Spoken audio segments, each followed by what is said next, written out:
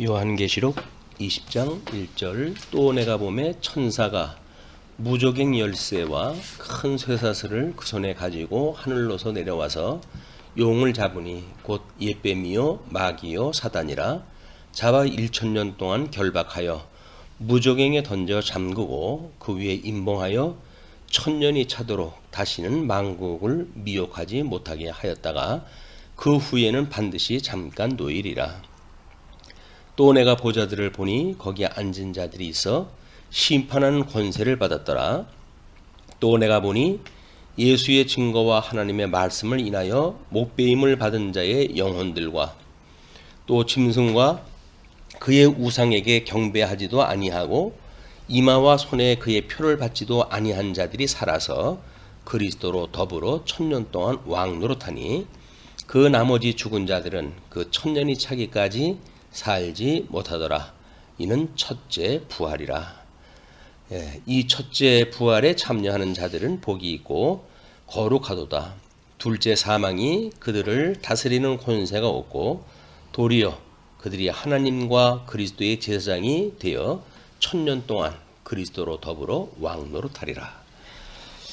우리 교재 29쪽입니다. 천년기 전 재림론, 전천년설이라고 그렇게 이해를 하는데요.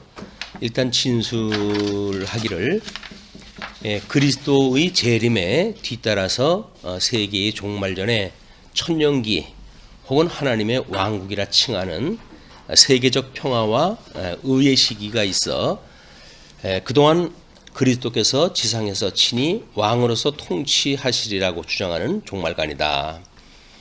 우리 개혁교회에서 또 우리 말씀운동 서원교회에서 이제 주장했다 하는 우리 통섭 성경 개론에서도 마찬가지로 이걸 수용했다 합니다. 역사적 전천기 그 재림론은 제일 먼저 우리 구약시대의 왕국에 대한 언약으로 그리스도의 초림이 있었고 오순절이 오고 악인의 무리와 의인의 무리가 공히 이 시대를 살아가다가 배교와 적그리스도가 등장을 하고 그때의 그리스도의 재림이 있고 성도의 부활이 있다. 여기 부활은 첫째 부활이라고 이야기를 하는데 그 첫째 부활은 우리 예수님을 포함한 부활로 이야기하면 두 번째 부활입니다. 예수님이 부활의 첫 열매가 되기 때문에 그 다음에 이제 천년왕국에 그리스도의 천년 통치가 있고 그다음에 악인의 부활과 악인의 심판이 있고 영원한 나라가 도래한다라고 하는 타임라인을 거기다 그려놨어요. 첫 번째 역사적 유래입니다. 교회 초기 3세기 어간에 성행한 재림가는 우리 천년기 전 재림론이며 대환란 후 재림론이요 모든 점에서 간이하고 단순하였다. 그래서 유명한 이제 신학자들 터툴리안이라든지 이런 사람들이 거기에 기여를 했다고 합니다. 두 번째 말세의 사변들을 논하기를 그리스도의 세계의 재림은 가까우니 이것은 가견적 또는 자신적 영광적일 것이다. 그러나 이것보다 앞서 모든 민족에게 전도, 대배도와 대환란, 불법의 사람의 나타남 같은 사변들이 있을 것이다.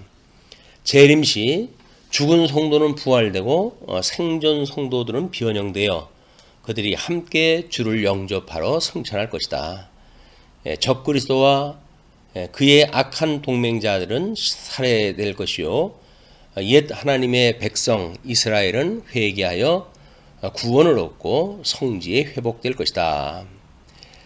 이스라엘의 이제 민족적 회개를 이야기를 하는 겁니다. 그리고 그 다음에 선지자들이 예언했던 하나님의 나라는 변형된 세계에 건설될 것이다. 이방인들의 절대한 다수로 그 왕국에 편입될 것이다. 평화와 의의 상태는 전 세계에 충만할 것이다. 그래서 상실했던 에덴 동산의 회복이라고 하는 개념으로 우리가 이제 보면 좋을 것 같아요. 거기에 에덴 동산에서는 미혹자인 사단이 아담하고 동굴 같다 했지만 천년왕국은 무조경 속에 갇혀져 있는 상태로 있기 때문에 에덴 동산하고는 그것이 차이가 있다. 그러나 이제 천년이 다 찰 때 잠시 그 사단을 놓아 주심으로 해서 미혹자가 다시 이제 사람들을 미혹하게 되는 역사가 있게 되어집니다. 이에 대한 설명을 박 박사는 재림은 죽은 성도의 부활 또 생전 성도가 변형해서 그리스도를 영접한다. 그리고 적그리스도도 멸망하고 이스라엘 백성들이 회복되어지고 천년왕국이 있게 되어진다. 이렇게 이야기를 해요. 뭐 앞에 설명하고 대동소이합니다. 그다음에 이제 성경에서는 이방인 구원이 있고 유대인의 구원이 있고 환란이 있으며 그 환란 이후에 예수님이 재림을 갖다 해가지고 적그리스도를 멸망시키시고 그다음에 순교자가 부활하고 그리고 이제 분봉왕 노릇을 갖다 한다. 이게 천년왕국으로 그렇게 그리고 있습니다. 그래서 모든 자의 부활이 아니라 이제 순교자의 부활, 또 입맞지 않은 자들의 통과되어진 그 성도들의 변형, 뭐 이런 것들을 성경에서 이야기를 하고 있죠. 세 번째, 최근 그 도안은 미국 플러신학교 레드 교수는 짐승 권세의 대심판과 교회가 환란을 통과하지만 적그리스도와 그 지원자들에게 퍼부어지는 진노는 그의 지원자들에게 임하는 것 같이 하나님의 백성에게 임하지 않을 것이다. 그리스도의 강림은 민족으로서의 이스라엘을 회심시키는 방편일 것이다 해서 앞에서 이야기했던 그런 타임라인에 조금은 뭐 다른 입장을 설명을 하려고 그랬어요. 근데 어차피 성경에서 말하는 그 논리는 어떤 설명이든지 성경에서 우리가 그 근거를 찾았을 때 문제가 없습니다. 그래서 성경에 지지하는 그걸 우리가 살펴봤으면 좋겠다. 그 다음에 이제 우리 전천기로는 시대론적 전천기 천년기 전재림론이 있고 또 이제 앞에 뒤에서 소개되어질 그런 그 내용들이 있기 때문에 일단 여기서 보여지는 그 시대론적 천년기 전 재림론에 대한 거는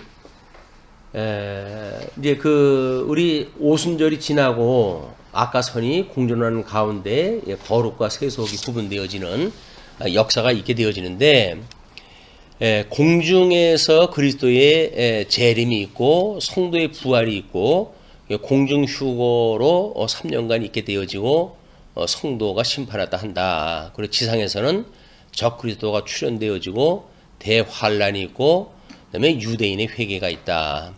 그리고 세대주의적 전천년기설이라고 이렇게 이야기도 해요. 그래서 매우 그 휴고론을 이제 주장했던 그래서 소설을 엮어가면서 쓰여져 있던 일이기 때문에 상당히 성경적인 근거가 지지를 갖다 받지 못하고 있는 그런 그 부분이 있습니다.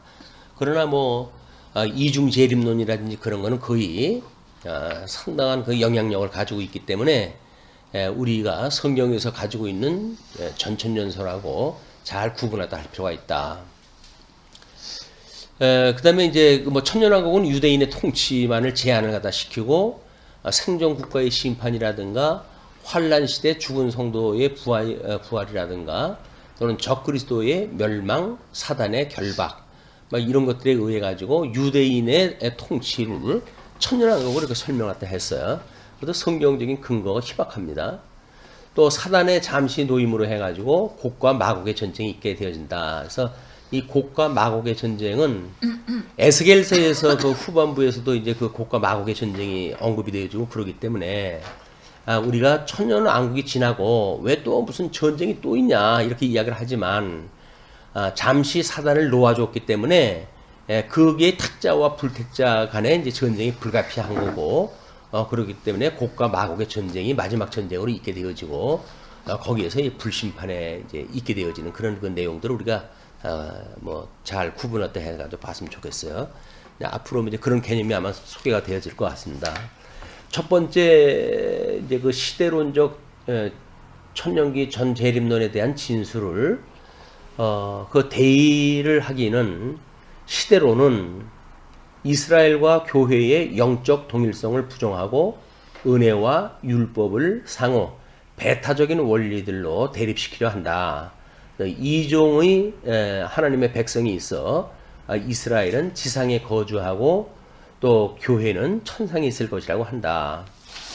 뭐 어차피 요한계시록에서의 그 영광의 장면들을 보게 되면 이제 12지파에 그런 그 찬양하는 무리가 있는가 하면 또 흰옷 입은 무리가 있고 복음서에서부터 끊임없이 유대인들에 대한 구원과 이방인에 대한 구원을 뭐 오병이어의 사건이나 칠병이어의 사건으로 해가지고 구분해서 계속 설명이 되어져 있고, 다음에 12 우리 사도를 세우심으로 해가지고 이제 그 예수 그리스도를 믿는 사도들에 의해서 복음이 전도되어진 그런 그 상태가 우리 예루살렘으로부터 온 유대, 뭐 더 나가서 사마리아까지 이루어지는 것이 이스라엘의 회복의 사건이에요. 그것이 이제 12지파의 회복의 장면이라고 한다면 사도 바울을 통한 이방인의 전도가 있게 되어지고 그걸로 이제 구원 사역에 동참하는 사람들이 흰옷 입은 무리로 찬양을 했다 하는 또 다른 모습이 소개가 되어진다. 이렇게 해서 우리가 두 가지에 대한 개념으로 설명하는 것이 요한계시록의 그 천상계를 설명할 때 유리할 거라고 생각이 듭니다. 다음 이제 주요 관념에 대해서는 역사관이 역사의 진정에 7시대가 있어가지고 각기 특이한 시치와 심판을 갖다 가진다. 그래가지고 우리 그 이 근본주의 세대주의라고 하는 그것이 우리 이제 뭐 아담 시대 때부터 해가지고 예수님 오실 때까지 그 다음에 그걸 뭐 한 4,000년으로 보고 그다음에 예수님 오시고 현대까지를 2,000년으로 봐가지고 약 6,000년이기 때문에 뭐 세대를 그런 나눠 가지고 이걸 설명하다 하려고 그러는데 그게 어울리질 않습니다, 구조가. 그리고 성경은 우리가 아까도 이야기를 했지만 성경 자체의 논리로 해가지고 이제 그것이 진리성이 확보가 돼야 돼요. 어떤 역사적인 근거에 의해서 진리성이 확보된다든지 이렇게 되면 진리라고 우리가 볼 수가 없습니다. 그래서 성경은 성경 자증의 논리로 인해 가지고 진리성이 확보되어야 되고 그 진리성에 의해서 하나님의 영광 계시에 부족함이 없어야 돼요. 그래서 성경에 대한 성질을 우리 이제 교회 신학에서는 먼저 서론을 공부할 적에 우리 영감서를 이야기를 했죠. 그다음에 이 영감설에 의해서 되어졌기 때문에 무어성을 이야기를 했어요. 이게 영감성과 무어성, 그리고 이제 완전성, 뭐 때로는 충족성, 뭐 이렇게도 이야기를 하는데 성경 자체만 가지고 1.1액이라도 더하거나 감할 수 없을 만큼 완전한 계시로 해서 이게 완성이 되어지는 거예요. 그래서 이제 요한계시록 제일 마지막 장에 가게 되면 1.1액에도 더하거나 감할 수 없도록 그렇게 이야기를 합니다. 그래서 거기서 이제 뭐 성경에서 내용을 빼게 되면 성경에 계시되어져 있는 복에서 제외가 되어지고 거기서 첨언을 갖다 하게 되면 모든 저주가 더한다고 하는 것으로 아주 강하게 경계를 갖다 하고 있어요. 그러니까 성경은 성경만으로 해석된다라고 하는 대원칙을 가지고 있어야 돼요. 그래서 어떻게 보게 되면 사도신경을 외울 때 천지를 지으신 우리 하나님 아버지를 믿사오며 그 다음에 그의 독생자 예수 그리스도를 믿사오며 그 다음에 성령을 믿사오니 이렇게 이야기를 해가지고 구약성경 전체를 통해가지고 우리 성부 하나님 천지를 지으신 하나님에 대한 이야기를 이제 우리가 믿는다고 고백을 한단 말이에요. 천지 창조라고 하는 건 창조만 끝나는 것이 아니라 섭리, 보존이 거기에 연결이 되어지기 때문에 섭리까지 포함되어진 개념이라고 우리가 이제 이야기를 했어요. 구약 성경을 통해 가지고 성부 하나님에 대하여 그 다음에 예수 그리스도를 믿는다고 이렇게 이야기했다 했는데 이거는 우리 복음서를 통해 가지고 확인되어지는 겁니다. 그래서 복음서를 통해 가지고 성자 하나님에 대한 것이 계시가 되어져 있기 때문에 우리는 그 하나님을 믿는다고 고백을 하는 거예요. 그래서 우리 뭐 동정녀 마리아에게서 낳으시고 본디오 빌라도의 고난을 받으시고 십자가에 못 박아 죽으시고 사흘 만에 부활하사 이렇게 되어진 것이 구약 성경의 그 언약대로 지금 이루어진 겁니다. 통시적으로 봤을 때.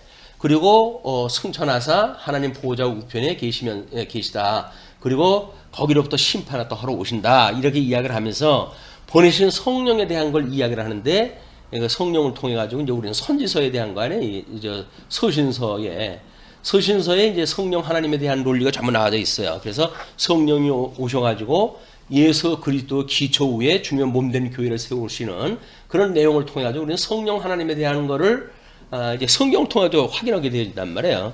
성경의 이야기가 이 심판의 사건으로 해가지고 이게 영생을 믿습니다라고 하는 그걸로 해가지고 신앙 고백이 끝나요. 그러니까 그거는 성경의 자체의 논리만 가지고 신앙 고백을 했단 말이에요. 신앙 고백이라고 하는 것이 뭐냐면 믿음의 고백 아니에요. 신앙이라는 믿음이니까. 믿음의 고백을 했으니까 믿음으로 사는 사람들은 성경 66권 전체를 가지고 계시되어진 삼위일체 하나님을 우리가 배우고, 그러므로 해가지고 우리는 그런 하나님의 역사를 믿는 거예요. 그런 섭리라도 하시는 걸 믿고, 그래서 그 이후에 예수님 돌아가신 우리 이제 신약 성경이 마무리가 되어지고, 그리고 2000년의 세월이 흘러갔지만 여전히 성도들은 믿음으로 사는 거지. 이 성경이 지금 쭉 풀어가지고 오늘날 우리가 살고 있는 현장을 설명한 게 아니란 말이에요.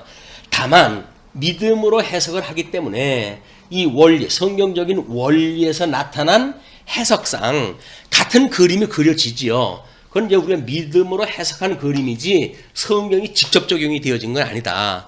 이렇게 해야 성경과 그다음에 계시로 이해한 성도들의 믿음하고 이걸 우리가 구분했다 할 수가 있습니다. 아니게 되면 지금도 이 요한계시록을 해석을 하면서 거기에 일곱 나팔 부르는 것이 지금 현재 어떤 사건이고 일곱 대접 그 붙는 사건이 어떤 사건이고 이렇게 설명을 하는데 그렇게 하면 안 돼요. 그걸로 증거되어지는 건 아니에요. 그래서 다니엘서에서 이야기했듯이 다니엘서도 이미 거기서 마지막 그 있을 거를 예언으로 했지만 그게 성경에 첨언이 되질 않는다.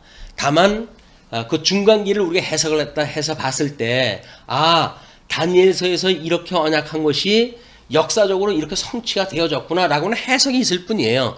그 해석을 믿음으로 해가지고 우리는 이제 성경대로 오셨던 예수 그리스도에 대한 통치 언약에 대한 성취 사실을 우리가 믿는 거죠. 우리 이제 그 나라를 세우시는 이 국권을 회복하시는 우리 하나님에 대한 것이 다니엘서의 주제니까 그 주제를 가지고 우리는 그분이 나라를 세웠다고 하는 걸 믿고, 그래서 이제 우리 이사야서, 예레미야, 에스겔, 다니엘서 이야기했던 그거대로 예수님이 그의 의를 통해서 또는 나라의 3대 조건을 통해 가지고 그걸 이루시는 분으로 우리 이해가 되어지는 겁니다. 우리는 요한계시록에 가게 되면 그 구약성경의 선지서의 논리를 그대로 공부를 했다 해야 원리가 그렇게 똑같이 되어져 있기 때문에 구조적으로 그런 맥락으로 봤을 때 성경은 할 수만 있으면 성경에서 말하고 있는 영감성, 무어성, 완전성 이런 게 의해 가지고 거기에 역사를 거기다 집어넣는다든지 이런 그 일은 맞지가 않다. 지금도 물론 고고학을 통해 가지고 많은 것들이 개발이 발견이 되고 그러잖아요. 발견이 되어졌기 때문에 진리가 아닌 거예요. 진리기 때문에 그게 발견될 수는 있지. 그러니까 그런 걸 우리가 선후가 왜곡되어지게 되면 성경관 자체에 흠이 만들어지니까 철저하게 우리는 순서를 잘 지킬 필요가 있다.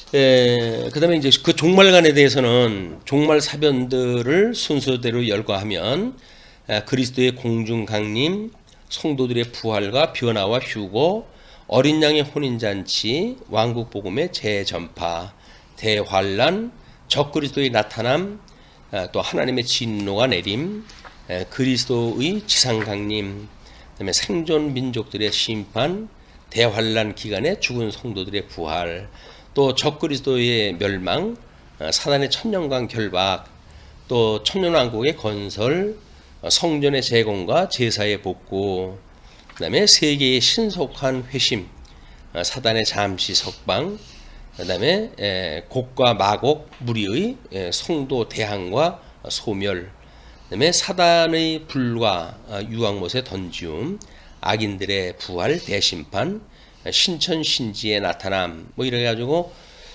쭉 우리 전천년설에서 이야기하고 있는 중간중간에 나름대로 자기네 논리를 위한 그런 사설을 삽입하다 시켜놨어요.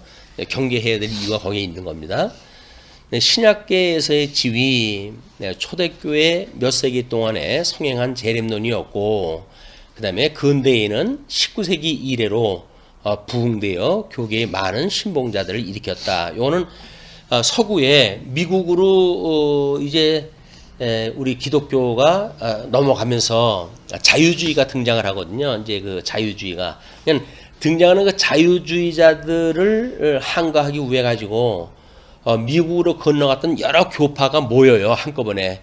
그래가지고 이제 이 자유주의 신학에서 주장하는 거를 우리 방어하기 위한 그것이 성경적인 논리로 해가지고 뭐 성경관이라든가 예수 그리스도의 동정녀 탄생 사건이라든가 자유주의자들이 믿기 어려웠던 그런 그 일들에 대하여 우리는 그걸 믿는 사람들끼리 모이자라고 했던 것이 사실은 이 세대주의 근본주의자들이에요.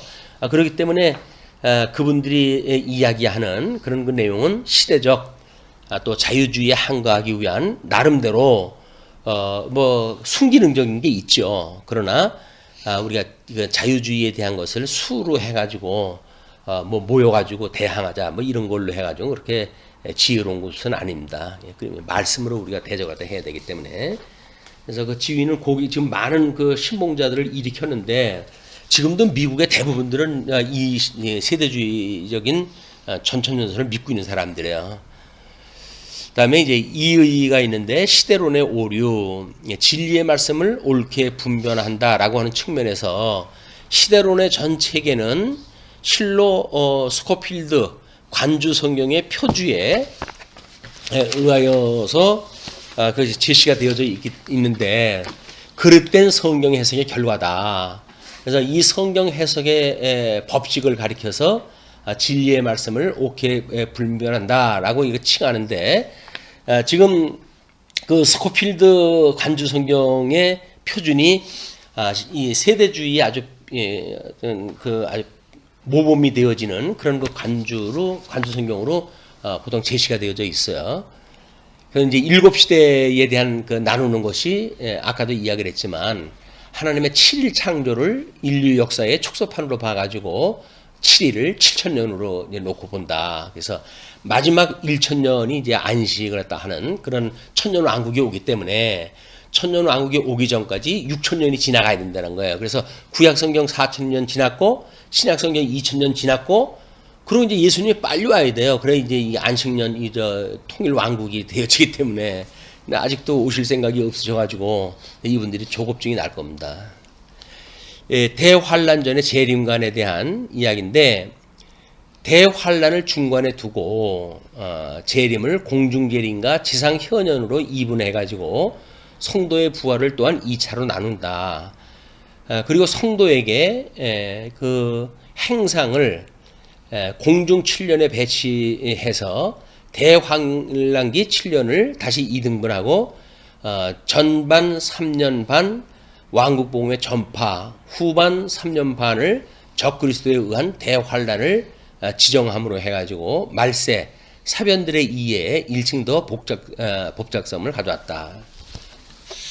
거기에 뭐 3년 반, 7년 반, 3년 반도 없어요. 그 7년이라고 하는 환란의 그 기간도 나와져 있질 않아요.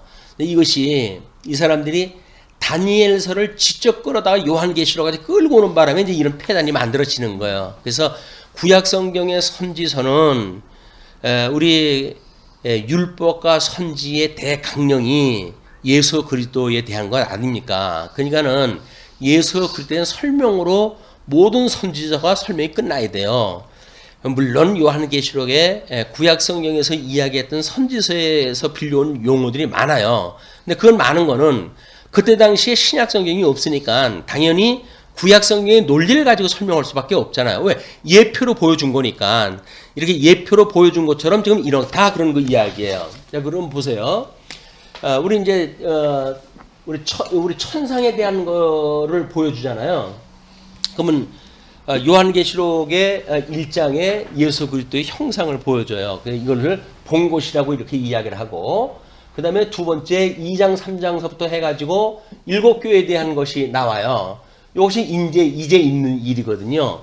그리고 이제 나머지 4절서부터 22장까지의 전체 내용이 뭐냐면 장차 있을 일이에요. 그 장차 있을 일에 대한 것이 사실 뭐냐면 4장에서 언급되어진 천상 예배 장면이 나와요. 그러니까는 4장서부터 22장까지의 내용은 천상의 이야기를 전부 이야기를 해요. 이걸 가지고 구약 성경은 구약 성경대로 이걸 모형적으로 설명하다 하죠. 그래서 에스겔서에서 보게 되면 천상의 예배 장면이 다 나오잖아요. 거기에 뭐 이제 천사에 대한 모습도 다 나오잖아요. 그래가지고 이 천상에 대한 예배가 전부 설명이 돼요. 모형적으로 설명이 돼요. 이 모형적으로 설명을 했던 것처럼 이걸 우리가 묵시문학이라고 이렇게 이야기를 하는데, 이 묵시문학이라고 하는 거는 영원한 세계에 대한 거를 계시세계 속으로 보여주는 이런 그 일이기 때문에, 우리가 이 신약 성경에 오게 되면 예수님이 여기서 하시는 사역으로 보내지죠. 그러나 그분이 승천을 갖다 해가지고 이제 성령을 보내주셨을 때는 천상에 계신 하늘 위에서 하나님 보좌 우편에서 계셨던 예수 그리스도의 사역을 우리가 이제 믿는단 말이에요. 그러면 예수 그리스도의 사역이라고 하는 건 천상 예배의 장면이거든요. 그게 주님의 몸된 교회를 주님께서 직접 통치한다고 하는 걸 보여주신 일이니까. 그러니까 요한계시록의 이 대부분의 일은 뭐예요? 너희들이 지금 로마 제국의 그런 그 환란으로 해가지고 힘들지. 그러나 우리 구약 성도들이 그렇게 하나님 나라를 잃고 힘들었던 것처럼, 그때에도 하나님께서 이걸 보여줌으로 위로를 갖다 했던 것처럼 지금도 이 천상을 갖다 그냥 보여줌으로 해가지고 하나님께서 이것은 영원한 세계에서 이것이 이루신 것이야. 아버지의 뜻은 하늘에서 이루어졌어. 그러면서 이 땅에서 이루어지는 일이니까 너희들이 그걸 가지고 너무 힘들어하지 마라. 궁극적인 승리는 너희한테 있는 거야. 이걸 보여주는 거란 말이에요. 근데 이거를 이 천상 예배의 사건을 갖다 이걸 현실에다 좀 묶어가지고 이걸 설명을 하고 뭐 다니엘서를 끌어다가 여기다 해석을 갖다 하고 그러니까는 엄청나게 복잡하다 한 거예요. 그렇지는 않습니다. 그냥 지금 요한계시록도 이제 우리가 묵시록이라고 이야기를 하잖아요. 이게 그림 문제, 그림으로 보여줬어요. 환상으로 보여준 거기 때문에 이 환상으로 보여진 거를 글로 옮겨 쓰니까 이게 복잡한 거예요. 그냥 그림으로 이걸 그려놓으면 아주 간단합니다. 그래서 우리 히브리서에 보게 되면 너희들이 지금 그 시내산에서 받았던 어떤 그 율법대로 받은 성막에 대한 그 모형들, 이런 것들은 천상에 대한 것의 모형과 그림자다. 이렇게 설명을 해요. 그러니까 이미 모세가 받았던 것도 천상에 있는 성전에 대한 모습을 그대로 본받아가지고 이게 성막을 지은 거고, 우리 뭐 다윗, 솔로몬을 통해 지었던 그 성전도 천상에 있는 그런 성전을 그대로 보여줘가지고 지은 것이 성전이란 말이에요. 그리고 우리 예수님이 이제 승천을 져가지고 우리 이 천상에서 예배 드리는 모습, 하나님 보좌 우편에 계신 것을 우리가 믿고 주님의 몸된 교회에 살아가니까 그 교회가 이게 지어져가는 성전이로구나 이거야말로 라고 해가지고 천상에 대한 걸 우리가 여기서 배우는 거예요. 그러니까 지어져가는 성전, 우리가 개인적인 믿음을 뭐라 그래? 지어져가는 성전인 줄 모르냐? 이렇게 이야기를 하잖아요. 우리는 지어져가는 성전으로 해가지고 천상에서 영원뭉토록 그 찬양하는 그런 영적 무리들에 대한 이야기가 오늘 우리들한테 그게 믿어진다고 한다면 우리가 그 하나님을 찬양하는 그걸 영적 예배라고 그런단 말이에요. 신령한 세계에서 우리가 영적인 예배를 드리는 거다. 이걸 뭐 현실에다 풀어가지고 전부 설명하고 그런 게 아니야. 그냥 주님께서 환상을 보여준 거야. 묵시세계, 천상세계는 이런 거야. 하나님의 뜻이 하늘에서 이렇게 이루어졌어. 그냥 이거는 너희들이 이러고 저러고 한다고 해결 문제가 아니야. 이거는 이미 하나님의 뜻이니까. 그러니까 이러한 역사가 섭리될 때 너희는 이것이 하나님의 역사군요. 하나님의 크신 능력을 계시하신 거로군요. 이걸 믿고 찬양을 할 일이지. 그걸 피해가지고 도망간다든지 뭐 그렇게 하는 게 아니야. 라고 하는 걸 가르쳐 주는 것이 이 묵시문학의 특징이다. 이런 계시론이 없으니까 이분들은 뭐 그걸 전부 풀어가지고 설명하려니까 설명들이 복잡해진 겁니다. 그 다음에 이제 그 왕국 연기론이라고 하는 것이 있어요. 리을에. 요한과 예수가 천국이 가까웠다고 전파하실 때에 그들은 유대인의 신정국가의 회복을 염두에 두고 말씀하신 것이었다. 그러나 유대인이 회개하고 신앙하지 아니하므로 예수는 왕국의 설립을 그의 재림대로 연기하셨다. 연기라든지 이런 게 뭐 필요가 없어요. 하나님은 이미 하나님 나라에 다 이루어진 건데 뭐 연기를 갖다 하고, 왜냐면 자기네 논리로 이게 믿어지지 않는 거라. 아니 천국이 갖고 왔다 그러는데 2000년이나 지나도 이게 안 되냐. 자기네는 이제 그런 이야기 아니겠어요. 그거는 이루어질 수가 없는 일입니다. 어쩔 수 없이 그렇게 안 되어져 있기 때문에 그러는 거예요.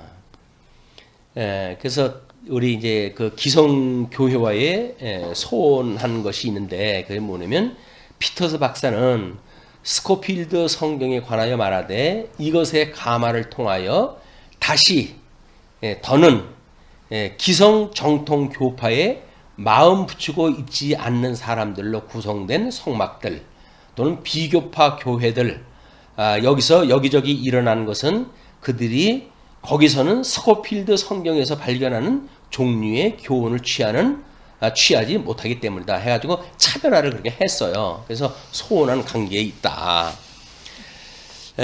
이제 개혁파 신학 간에 이제 난관이 있게 되어지는데, 스코필드 성경에서 이야기하기를 개혁파 교회나 개혁파 신앙의 조상들의 성경이 아니다.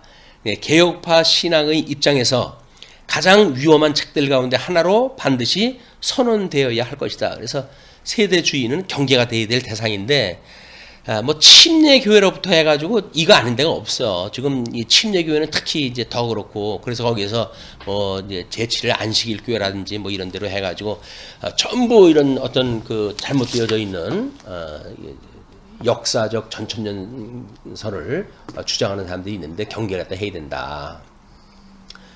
그러나 이제 또 한쪽에서는 역사적 천년기 그 전론에 대한 정당성을 주장을 갖다 해요.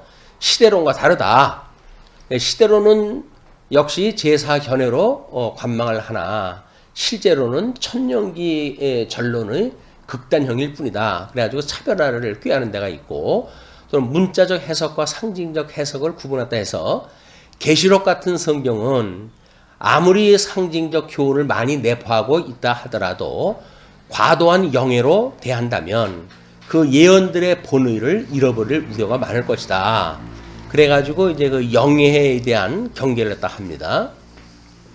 또 성경적 제시에 대해서 계시록 20장 이외에 관계 성구들은 약술이므로 이 사변들만을 특별히 선발하여 말하였으나 계시록 20장은 상해를 붙여 천년기의 계제함을 설명하는 것이다. 그러니까 계시록 20장은 천년왕국에 대하여 너무 자세히 말하고 있다. 그런 그 천년기 20장을 풀어가지고 그런 그 이야기인데, 그냥 성경에 가는 것만큼만 가야 돼요. 그래서 우리 거기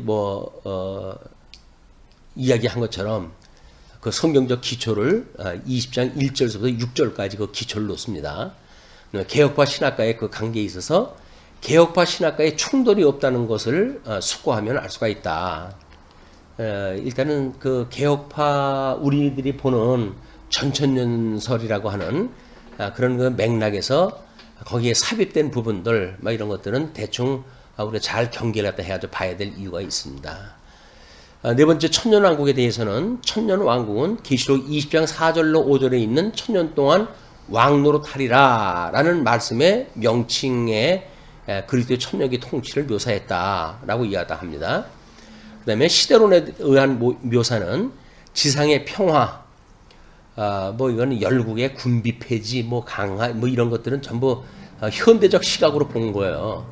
그런데 만약에 이것이 현대 관점으로 해가지고 현재 있는 역사의 어떤 그런 개개 사건이 여기 적용되어진다고 한다면 이 요한계시록을 기록했을 당시의 성도들은 위로를 받을 수가 있을까요? 없을까요? 없죠. 이루어진 것이 없으니까. 이런 것이 문제란 말이야. 장수가 회복이라는 둥, 또는 병, 고통 혹은 사망을 알지 못할 것이라는 둥, 이런 것들. 피조물이 이것의 현재 동노릇한 데서 구출됐다. 그래서 맹렬한 자연 세력들은 제지될 것이니 화산, 또 폭풍, 선풍, 풍랑, 지진 이는 다시 있지 않을 것이다. 그런데 이제 우리 천천년설의 천년왕국이 회복되어진다는 이야기는 상실했던 에덴이 회복되어지는 것이기 때문에 우리는 그런 상실했던 복의 회복, 나라의 회복 이런 관점으로 봐야 돼요. 그래서 성경 계시로 보여줬던 에덴 동산의 그 실현과 그다음에 요한계시록 마지막 부분에 나오는 하나님 새하늘과 새 땅에 대한 모습을 비교해가지고 연구할 필요가 있습니다. 그다음에 역사적 천년기 전론에 의한 묘사. 그것도 또 나눠가지고 두 가지로 설명을 하고 있는데요. 일단 본래의 묘사하고 유대 사상의 관련 두 가지 부분으로 나눠져 있는데, 일단 그리스도의 재림 직후 옛적 선지자들의 예언했던 하나님의 나라가 완성한 상태로 지상에 건설될 것이다. 이게 지금 모르는 거예요. 이걸 구약성경하고 신약성경하고 뭔가 두 가지로 놓기 때문에 그러거든요. 근데 이것이 하나님의 뜻이 하늘에서 이루어졌다고 한다면 모형이냐 실체냐의 차이는 있을 망정, 계시의 방식 문제가 있을 망정, 그것이 두 개로 이 종립이 되는 게 아니다. 그래서 우리 이제 천상 예배를 드릴 때 24장로에 대한 언급이 되어지는데, 대부분 사람들이 구약 12지파의 대표, 또 신약 12사도들의 해가지고 신약의 대표해가지고 24장로다 이렇게 이야기를 하는데, 아무리 봐도 거기에는 장로들이 있을 자리가 아니에요. 거기에. 그래서 그 장로라고 하는 그 이야기는 우리 이 편지를 보내라고 하면서 예수님의 그 형상이 7벼를 들고 계시고 7 촛대사이를 거느시고 있는 모습이 소요하면서 7벼는 7교회의 사자요 이 이야기를 갖다 해요. 7교회의 사자요라고 하는 그 사자가 천사예요, 천사. 그럼 7교회 사자한테 지금 편지를 갖다 쓴다는 이야기는 목자라든가 목사라든가 그런 사람들 보내는 게 아니잖아요.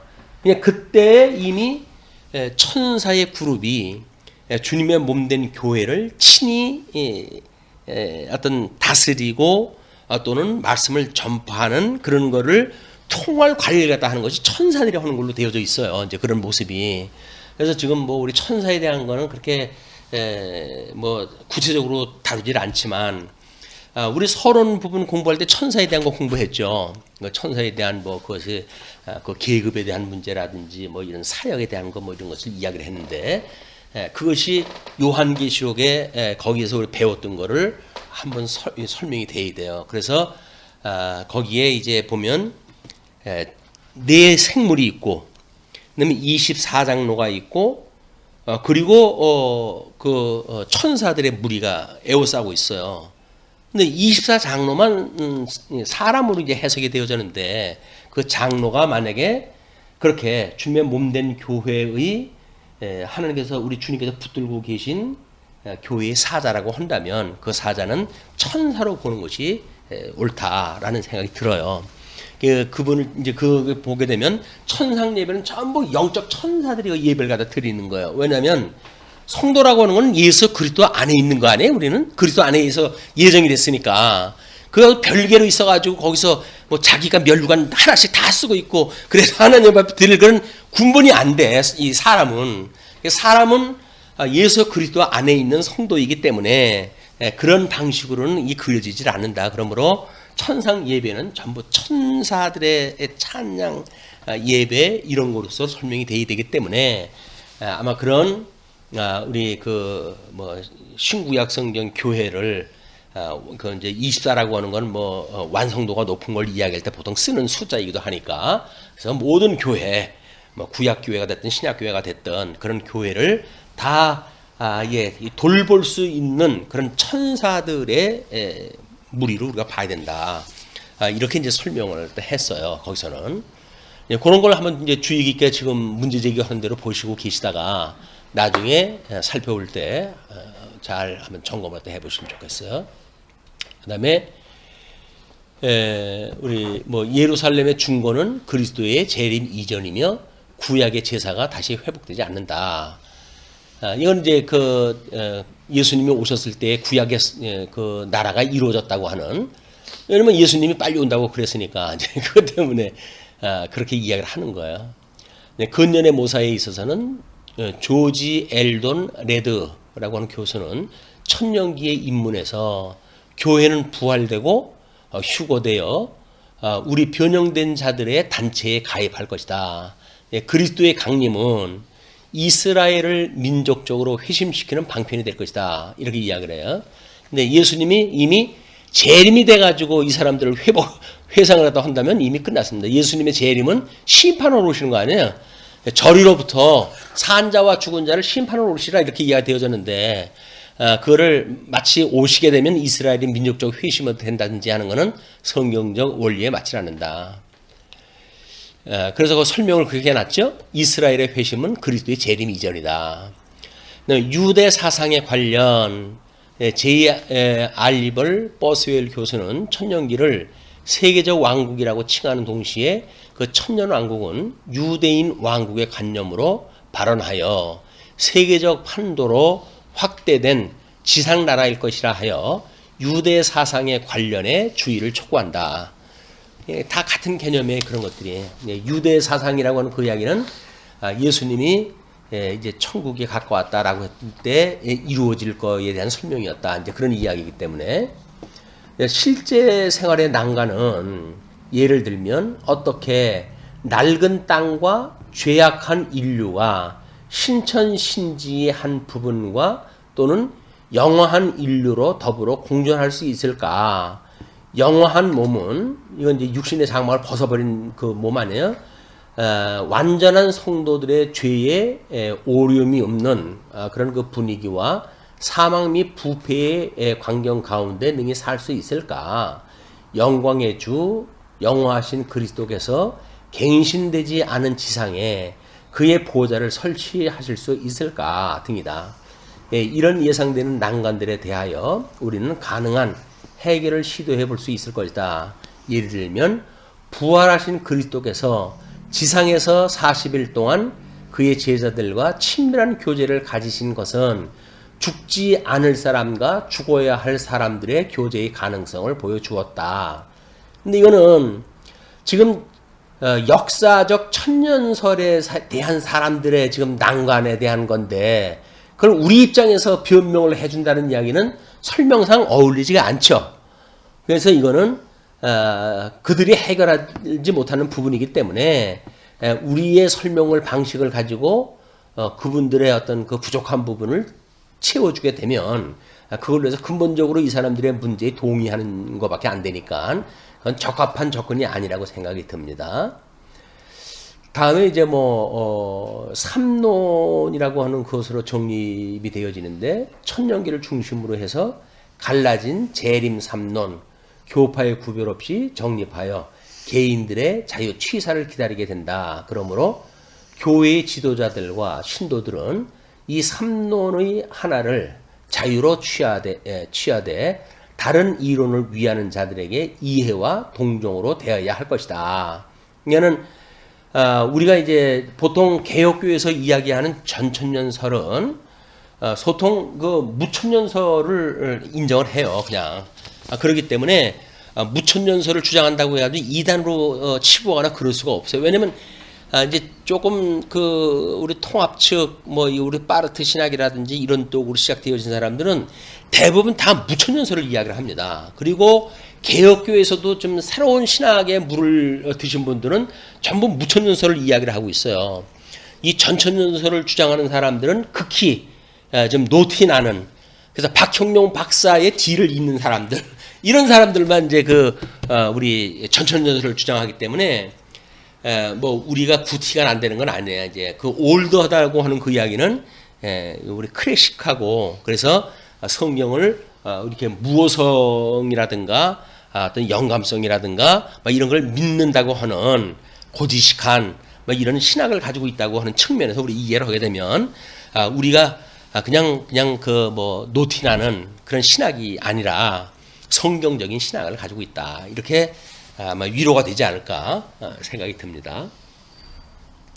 그래서 일단은 정리를 딱 하기를 여호와의 약속, 그리고 아담의 총치권 상실, 그리스도가 아담의 통치권을 회복, 그리스도가 하늘과 땅의 권세를 장악하여 아버지께 바친다. 하나님이 언약대로 이루시는 그 하나님이심을 증거한다. 이제 이렇게 이야기했어요. 우리는 우리 어떤 역사적 전천년설을 가지고 천년설을 설명할 것이 아니라 나름대로 우리들이 이야기하는 그냥 전천년설 그 논리를 가지고 천년 왕국에 대한 걸 설명하는 것이 가장 안전하다.